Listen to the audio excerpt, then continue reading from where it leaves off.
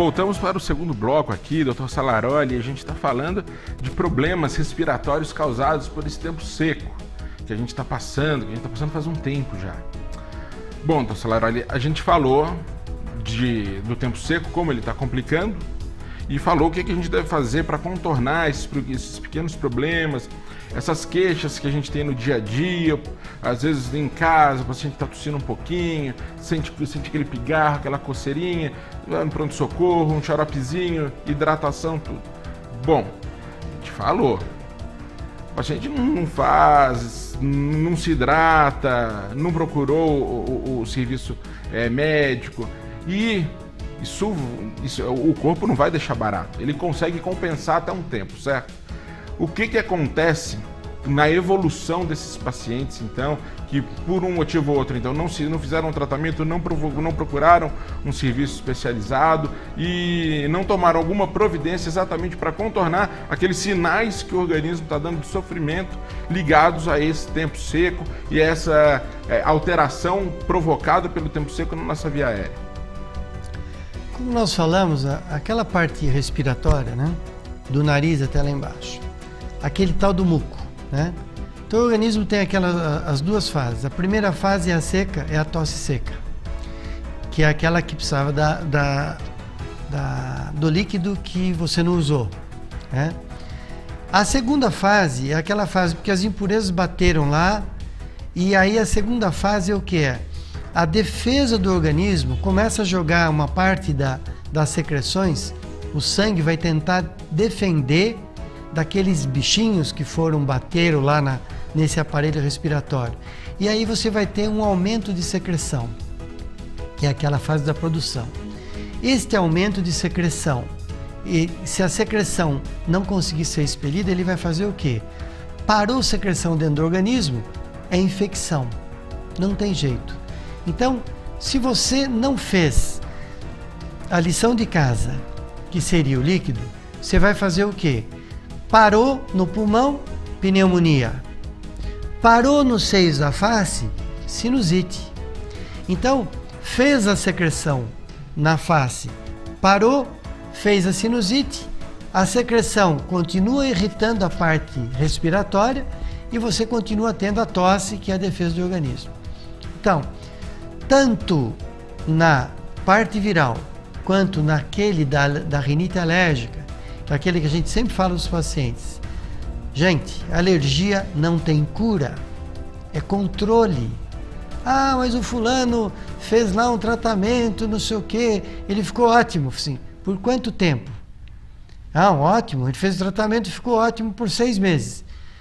Ah, mas está voltando. Lógico que volta, porque a gente só vai conseguir resolver a parte da alergia o dia que o projeto Genoma achar o gene da alergia. E aí a gente vai lá, aperta o parafusinho do gene e muda o corpo todo. Do contrário, o tratamento que você está fazendo que deu certo não para. Né? Importantíssimo isso. Né? Os pacientes eles falam, tô bom, para que eu vou usar mais remédio? Né? Não precisa mais, estou ótimo, não preciso mais usar. Aí o que acontece? Ele entra na crise da rinite, faz a sinusite, faz a complicação. Então, para a rinite, você tem que usar a medicação que você já vem usando, que deu certo, e não parar. Para quem está com o processo viral, tem que fazer a inalação, usar as medicações. Ah, mas o meu nariz tampou na rinite, no processo viral, na gripe. Você pode usar uma medicaçãozinha para abrir o nariz, mas lembre-se, essa medicação não pode passar de 5 dias. Por quê? O nosso nariz ele tem um ciclo. Ele, a cada 2 horas um lado abre e o outro diminui, que é o que te faz virar à noite na cama, para você não acordar dormente de um lado só. Então, se você está com obstrução nasal na gripe, que você não consegue não consegue respirar, você pode usar a medicação, porque quando você usa o remédio, você abre os dois. Então, se você passa de 5 a 7 dias usando o remédio, vem o tal do vício. Por isso que aí vem a complicação do remédio. Então, droga é droga. Você tem que usar antes, para não ter o efeito colateral dele maior. Então,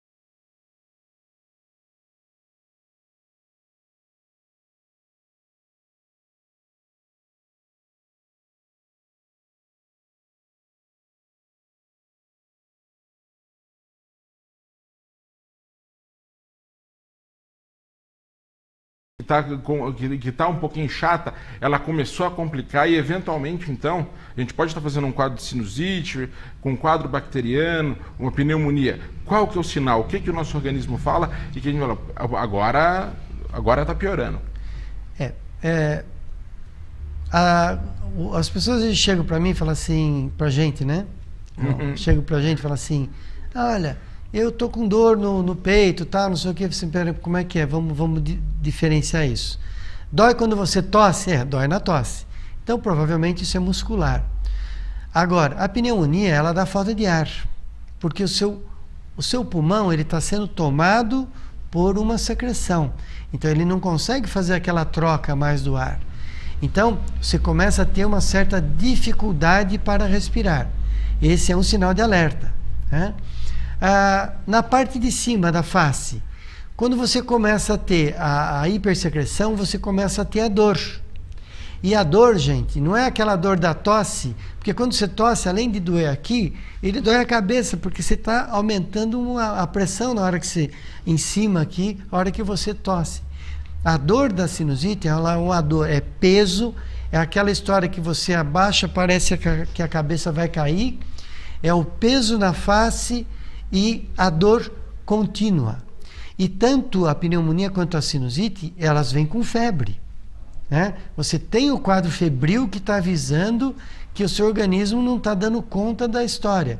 Ele está tentando fazer a febre para ver se mata o bichinho, mas nem sempre ele consegue. Essa é a hora que você tem que procurar a ajuda adequada para você poder tratar. Isso é importantíssimo.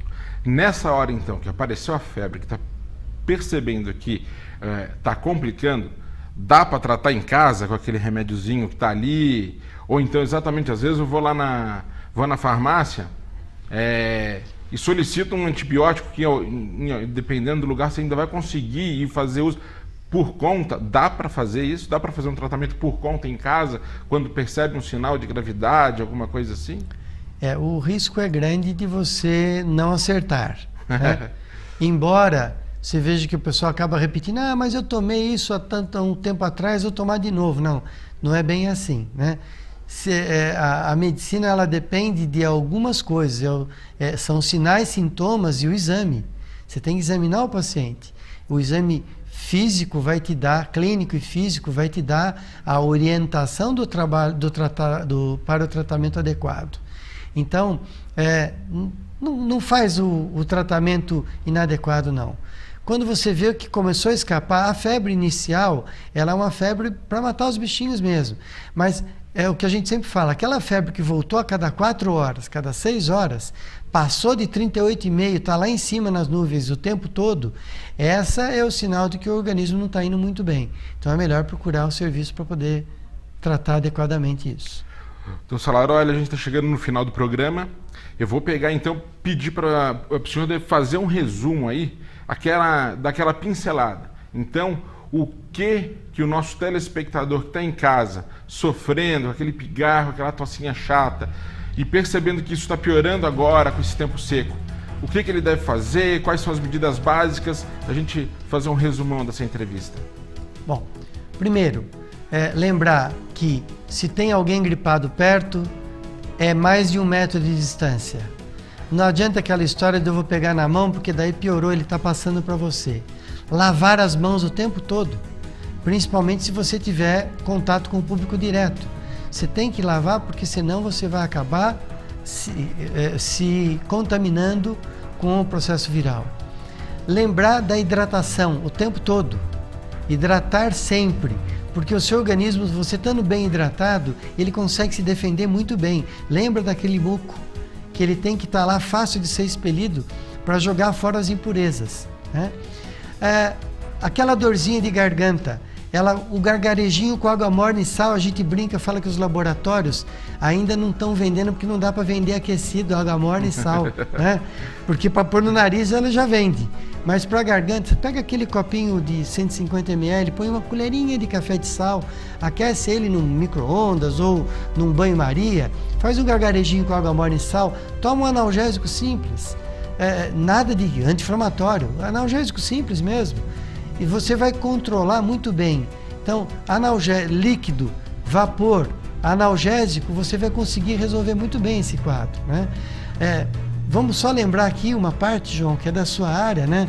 Aquele paciente do refluxo da tosse Sim, crônica, essa exato. é uma outra história, né? Uma outra, Sim. mas assim, não é para confundir também, né? Aquele Sim. paciente que tem aquele refluxo constante, que está caindo ácido no pulmão dele e está fazendo tosse, pô, eu estou resfriado, também não é assim, né?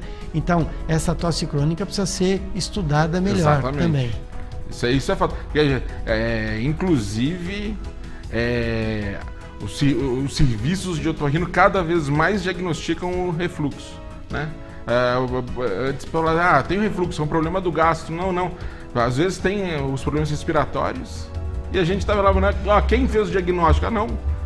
Foi o meu colega otorrinolaringologista. Nós temos o exame que hoje é considerado tanto que está querendo mudar o nome de refluxo gastroesofágico para faringolaríngeo, né? Porque você tem a laringofibroscopia, que é aquele exame que a gente puxa a língua ou faz com a fibrinha pelo nariz. Existe uma avaliação da laringe, que é um vermelho que aparece lá atrás, que ele é fidedigno de que está voltando um pouquinho de ácido. Às vezes a pessoa nem tem aquele refluxo forte, né? O gato arranhando lá dentro, ele tem um refluxo leve e acaba tendo a complicação para essa área. Isso é importantíssimo, né? Isso aí dá um programa. Pois é. Isso a gente pode abordar. Esse com certeza fico à disposição. Agradeço mais uma vez o convite e espero que as pessoas que estejam vendo esse programa se beneficiem disso e lembrar que a prevenção sempre é o melhor remédio. E você, fumante, por favor, para com essa história, dá uma pensadinha nisso, não vale a pena essa história. Com certeza, e eu, Dr. Salaroli, agradeço a presença, foi uma aula, né? Fantástico, muito obrigado. E eu agradeço a você também, telespectador da TV Altiora. A gente volta em breve com o nosso programa Medicina e Saúde.